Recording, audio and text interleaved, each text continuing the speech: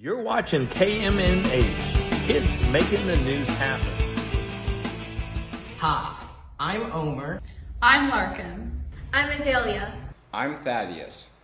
I'm Annie. I'm Tulip. You're watching KMNH, Kids Making the News Happen.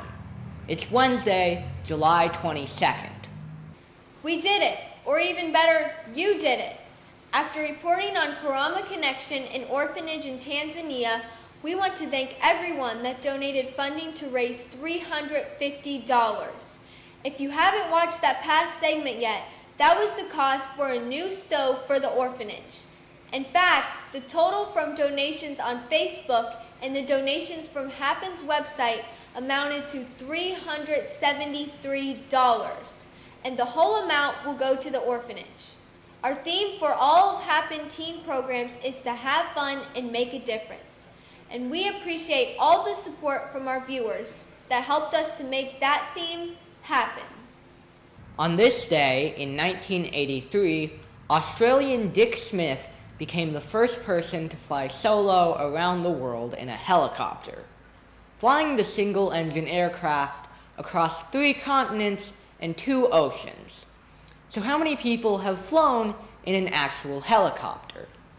Some say that it is less than 1% of America's population.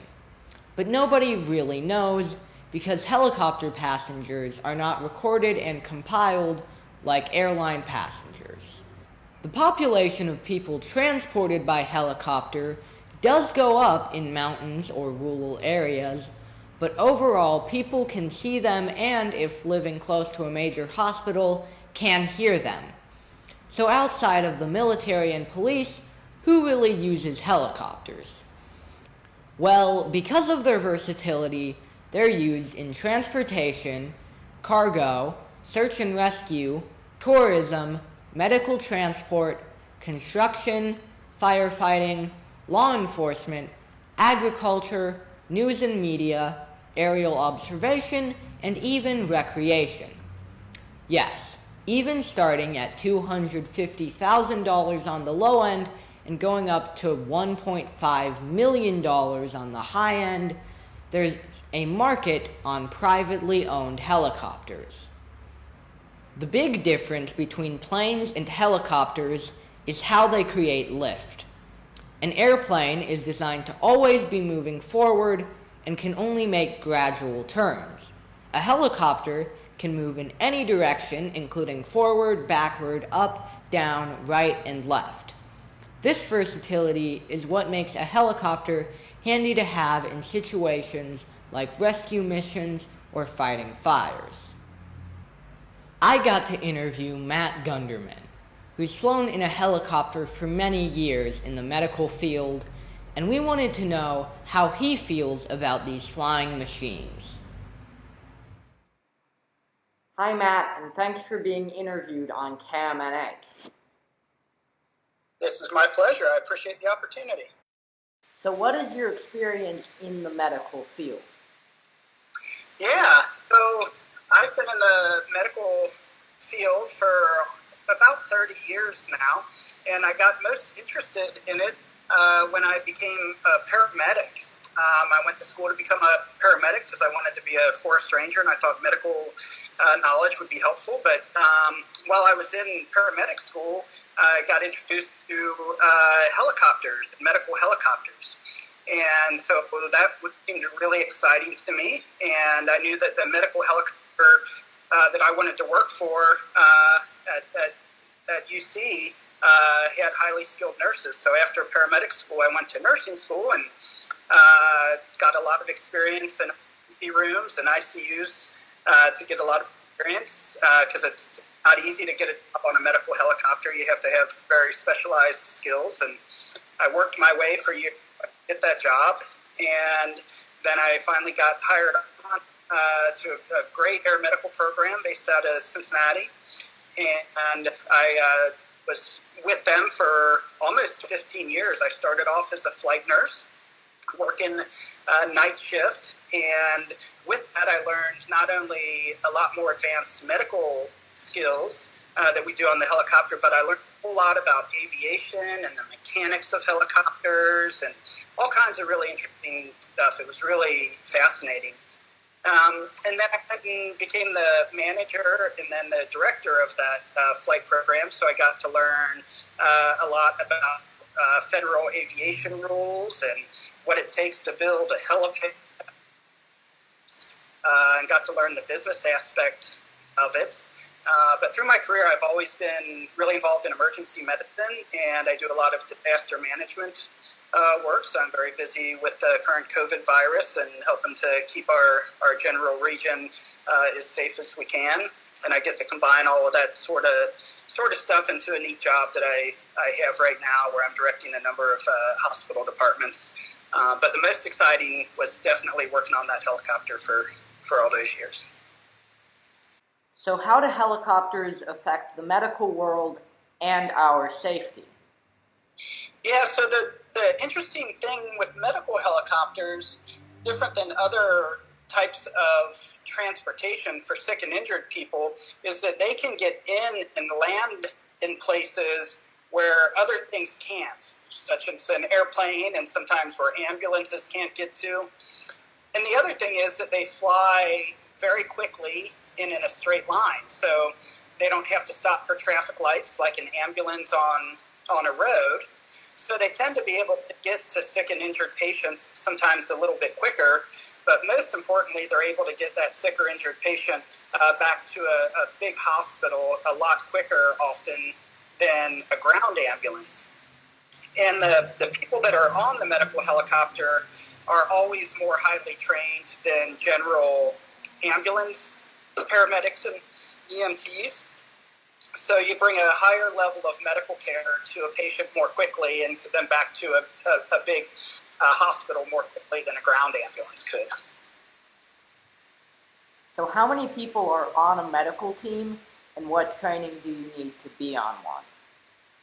Yeah, so most medical helicopters in the United States fly with a highly trained paramedic and a specially trained registered nurse. And of course, they're a pilot. Some medical helicopters, like the one that I flew on for a long time, had the highly trained nurse, which was what I am. I'm a paramedic and a nurse, but also flew with an emergency room physician, a doctor, or an advanced practice provider. So we had a higher level of care than most medical helicopters. But all of them have at least two medical providers taking care of that patient. So do you think that the need for helicopters will grow in the future? Yeah, that's a good question, because there's a lot of changes going on with how transportation is done in the world, with all the new technology coming along and unmanned vehicles and unmanned flight vehicles also, that I'm not sure that it's going to grow higher.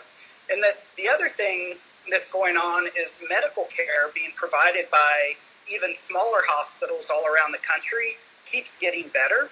So there's less need to transport patients to larger hospitals, because some of the smaller hospitals are able to do some more advanced procedures and take care of sicker patients.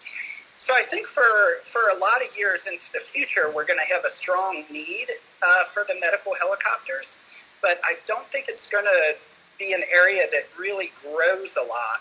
And I think that's good, because what that means is that patients are more likely to be cared for close to their home and their community hospital, but it also means that technology in our country and our world is advancing more, and I think that's pretty exciting. All right. Thank you for being interviewed and for all that you do to help others. Well, it was my pleasure. This was great being a part of KMNH News.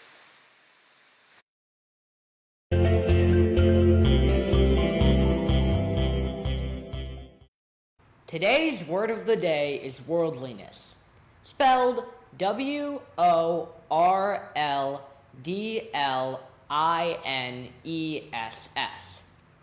It is defined as the quality of being experienced and sophisticated. If you watched yesterday's broadcast, you might see a connection between today's word of the day and yesterday's word of the day. I feel that for my age, I'm pretty worldly.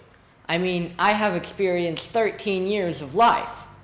And in all those years, I take pride of the vast collection of memories and experiences that make me who I am today. I mean, I've been to Paris a couple times. It's Paris, Kentucky, and it's about an hour and a half away. But it's something.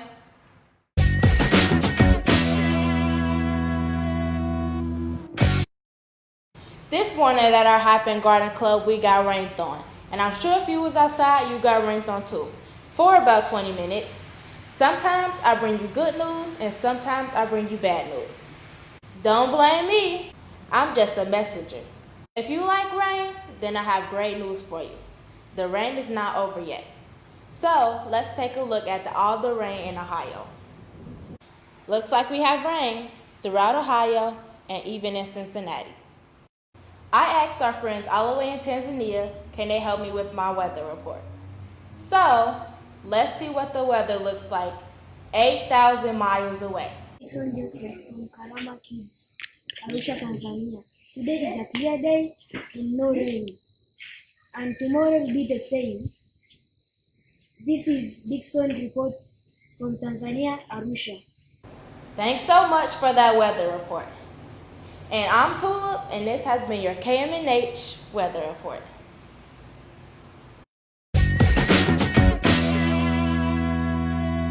We know money can't buy love or friendship, but it would mean the world to us if you became Appen's BFF.